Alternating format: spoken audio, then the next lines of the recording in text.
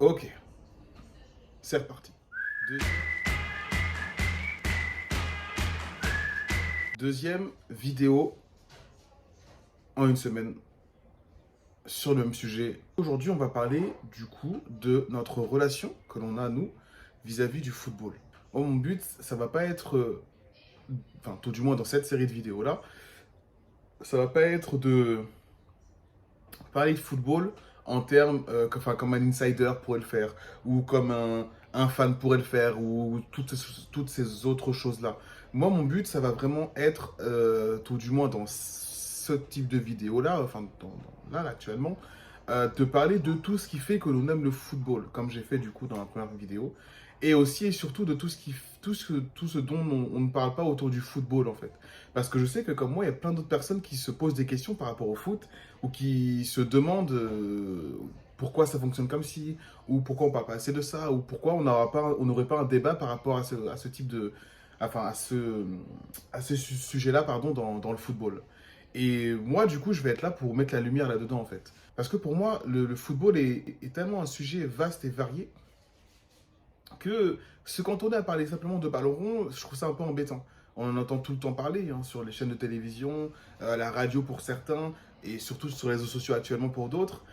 Mais c'est pas ce qui m'intéresse moi dans mes vidéos. Ce qui va m'intéresser, ça va surtout être de vulgariser un peu les choses dont on ne parle pas ou dont on ne fait plus attention parce que on part du principe que c'est logique et donc à quoi bon en parler. Après, du coup, cette courte introduction de mon sujet, entrons dans le vif du sujet. Là, dans cette vidéo-là, je vais essayer d'exprimer la relation que l'on a avec le football. Parce que je trouve que c'est une relation qui est un peu toxique dans ses aspects les plus nocifs, mais aussi qui est merveilleuse dans ses aspects les plus incroyables. Premièrement, quand je parle de notre relation qu'on a avec le football, c'est ce qu'on se dit quand on pense au football. Si je peux donner des exemples, euh, admettons, on est là, on est posé dans notre canapé et on se dit, au fond, euh, qu'est-ce qui fait qu'on a cette passion pour le football en fait? Elle vient d'où cette passion? Il y a bien un point de base, un point d'ancrage à cette passion qu'on a pour le football. Et moi, en fait, ce que je vais essayer de faire et d'expliquer dans cette vidéo, c'est de tenter de donner des éléments de réponse aux personnes qui se posent cette question-là. Parce qu'au final, on est là, on kiffe le football, on regarde des matchs, on fait des ci, on fait des ça, euh, par rapport à ce sport-là, mais d'où elle vient cette envie, cette volonté de regarder à tout prix du football? Est-ce que c'est parce que quand on était petit, nos parents nous amenaient au stade et au final on s'est pris d'affection pour ce sport qui nous paraissait tellement irréel quand on était plus jeune parce qu'on se disait mais ouais, ils courent derrière une balle, ils tapent fort dedans et ils font des choses incroyables avec leur corps et nous on est là, on est tout petit, 1m30, comment c'est possible en fait? Ou c'est avec nos frères et nos sœurs qui allions à l'école voir les matchs des CM1, CM2, par exemple, ou je sais pas moi, mais un grand-père, un oncle ou même une grand-mère ou une tante qui avait cet amour-là pour le football et qui nous l'a transmis et qui a fait que bah, nous-mêmes, on s'est dit au fur et à mesure, bah tiens, c'est vrai que j'aime bien cette équipe-là, ou tiens, ci ou ça ou ça. Vous savez, moi personnellement, ce qui fait que j'aime autant le football, c'est premièrement parce que mon père me l'a transmis. Il m'a transmis cette passion-là pour le football, pour l'amour des belles choses, l'amour des bonnes choses, et pour l'amour du coup d'une équipe, comme je vous ai parlé précédemment, pour l'Olympique de Marseille. Parce que justement, dès mon plus jeune âge, j'ai compris des valeurs et j'ai compris aussi une volonté de bien faire avec ce club-là, un amour, une passion. Et au-delà de tout ça, je pense que dans le football, il y avait tellement de valeurs mon père enfin, avec lesquelles mon père a voulu me façonner que je me suis tout de suite, je suis tout de suite, pardon, tombé dedans, à la manière d'un Obélix, on va dire. Pour continuer sur ce sujet-là, euh, parce que ce sujet est vaste et varié, mais comme j'essaie de faire dans la majorité de mes vidéos, je donne un petit peu sur chaque sujet et au fur et à mesure, je m'étendrai dans de futures vidéos. Mais du coup, pour continuer sur le sujet de la relation que l'on a avec le football, on peut parler aussi des footballeurs. Et ouais, parce qu'on se pose jamais la question, mais nous, on aime le football pour des raisons qui nous sont propres, mais les footballeurs, pourquoi ce serait différent? Pourquoi est-ce que Lionel Messi n'aimerait pas le football parce que son père lui a transmis ces valeurs-là? Qu'est-ce qui fait que ce serait différent pour lui parce que c'est un footballeur? Rien au final. Au final, je pense même qu'on peut se dire que les footballeurs sont plus passionnés que nous du football dans son côté le plus strict et le plus brut, en fait.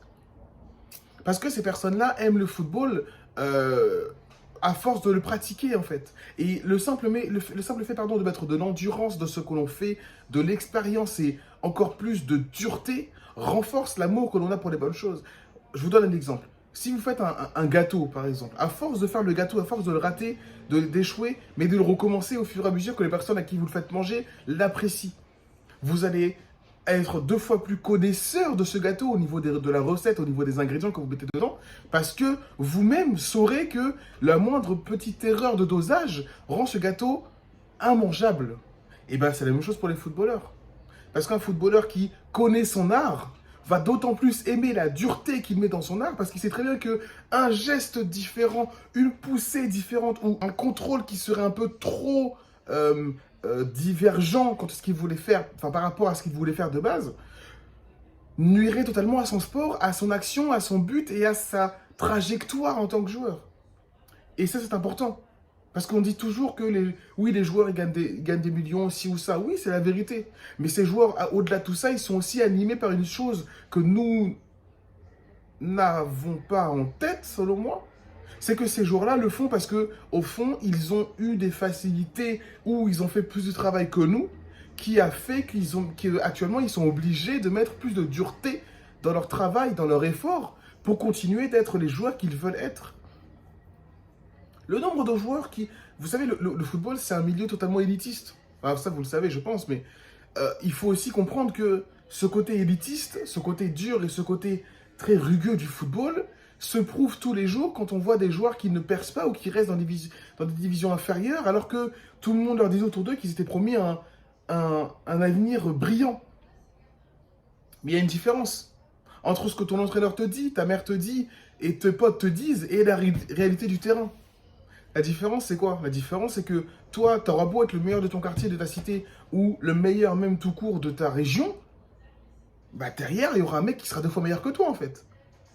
Parce que là, il n'y a pas un joueur qui fait l'unanimité, ou qui a fait l'unanimité dans le football, hormis des rares exceptions, mais c'est l'exception qui confirme la règle. Mais c'est rare, ce sont les joueurs qui font l'unanimité dans tout le monde, en fait. Et à une période donnée, bien sûr, à une période donnée. Parce que, regardez, Messi, CR7. Ah, bah, moi, je suis plus ci, moi, je suis plus ça. Ok, d'accord. Haaland, Mbappé. Ah, moi, je suis plus ci, même, je suis plus ça. Même dans des débats bidons, mais, je sais pas, si on parle de milieu de terrain, Fekir Payet. Ah, moi, je pense que si, moi, je pense ça. Ou, je sais pas, je peux même vous donner des défenseurs. Puyol ou Nesta. Vous voyez, à un moment donné, il faut aussi comprendre que dans tout type de joueurs, il y a des comparaisons à faire et il y a des oppositions aussi à faire. Parce que chaque joueur donne de sa personne pour arriver à un point où il veut arriver. Retenez bien que le football est aussi un art que nous aimons pour des raisons qui sont totalement différentes que les joueurs qui le pratiquent. On aime le football pour des raisons justement qui nous sont propres, comme les footballeurs et tout, mais dans 50 ans, est-ce qu'on aimera toujours le football? Est-ce que dans 50 ans, on aimerait toujours le football? Est-ce que dans 50 ans, on consommera autant de football? Est-ce que là, si là, demain, je vais parler à une personne qui a plus de 50 ans, elle aime autant le football que moi? Là où je veux en venir, c'est que le football est aussi un art qui est très, très exigeant en termes de connaissances. Là, moi, j'aime beaucoup de joueurs de football qui sont de ma génération, plus ou moins. Tout à l'heure, je lisais du coup des informations footballistiques qui tournaient autour de petits jeunes là, qui vont révolutionner peut-être le football de demain. En l'occurrence, Hendrik et Vitor Roque, du Barça et du Real, qui sont, à ce qui paraît, les 2 futurs phénomènes de la sphère mondiale en termes de football. Moi, je suis vieux, mais je ne les connais pas. Du coup, je n'ai pas la même appétence pour ces joueurs-là que quand j'étais plus jeune, j'ai découvert des joueurs à qui on promettait un avenir radieux. Comme, je sais pas moi, Adnan Januzaj, ou Emre Mor, ou Hachim Mastour. Parler du fait que des joueurs ont eu une grande carrière à leur niveau, mais dans 50 ans, on ne se dira pas que ces joueurs-là ont eu une grande carrière. Mais du coup, justement, elle est où la relation dans le football là-dedans? Elle est à un point où on se dit que bah, dans 50 ans, on n'aura pas la même relation qu'avec le football qu'on en a actuellement. Et du coup, certains joueurs de foot qui nous ont émerveillés actuellement, dans 50 ans, on n'y pensera plus. Parce qu'on n'aura plus la même relation avec le football et du coup, plus la même relation qu'on avait avec ces joueurs. Il faut aussi garder en tête qu'aujourd'hui, on a une relation qui est totalement exclusive avec le football. Et qu'il faut entretenir cette relation-là pour faire en sorte que dans longtemps, elle puisse être toujours au goût du jour. Pour donner un dernier point, et pour introduire, on va dire aussi, le sujet de ma prochaine vidéo, je pense, qui sera autour des réseaux sociaux dans le football. Parce que je trouve que c'est aussi un parallèle intéressant avec notre relation que l'on a avec celui-ci. Mais pour pas parler des réseaux sociaux directement, parce que je vous connais là, hein, on va en parler dans une prochaine vidéo, mais pour introduire plus ou moins aussi ma troisième vidéo, est-ce que dans 50 ans, ou est-ce que même plus tard, on jouera toujours à FIFA ou à EA Sport FC? Est-ce que dans le futur, on aura toujours cette volonté de jouer à FIFA, de faire des fut champions, de faire des revals, de faire des drafts et ainsi de suite? Tout ça, c'est beaucoup dans l'air du temps. Tout ça, c'est beaucoup dans le côté actuel de ah ouais, FIFA, ci ou ça, ou ainsi de suite. Est-ce qu'on aura du coup la même relation au football qu'on a avec FIFA? Et inversement, est-ce qu'on aura la même relation avec FIFA qu'on a avec le football? Vous voyez, c'est comme je disais dès le début, en fait, c'est que toutes ces questions-là, c'est des questions que je trouve intéressantes à se poser. À prendre du recul par rapport à ces questions-là. Parce qu'on en consomme tellement, tellement tous les jours que, au final, est-ce que c'est bon ou est-ce que c'est mauvais? Est-ce que c'est bon ou est-ce que c'est mauvais de consommer autant de football? Est-ce que c'est bon ou est-ce que c'est mauvais d'avoir une relation comme on a avec le football? Selon moi, en fait, le poids des années sera toujours plus fort que le poids de la volonté. Ce qui veut dire que dans 50 ans, on n'aura plus les mêmes souvenirs et la même relation qu'on a avec le football. Ce qui fera perdurer cette mémoire-là dans le temps, au-delà du coup des réseaux sociaux, des images et de notre savoir qu'on transmettra du coup à notre descendance, pardon, qui fera perdurer tout cela, c'est une chose très très simple, mais que très peu de personnes ont en tête. C'est l'amour du ballon. Parce que c'est grâce à ça qu'on aime le football. Et c'est ça qui fera que même plus tard, quand on aura moins d'amour pour le football, on en gardera quand même un tout petit peu dans notre cœur. Et c'est ce qui fera que on aimera toujours ce sport, quoi qu'il arrive. Allez, ciao!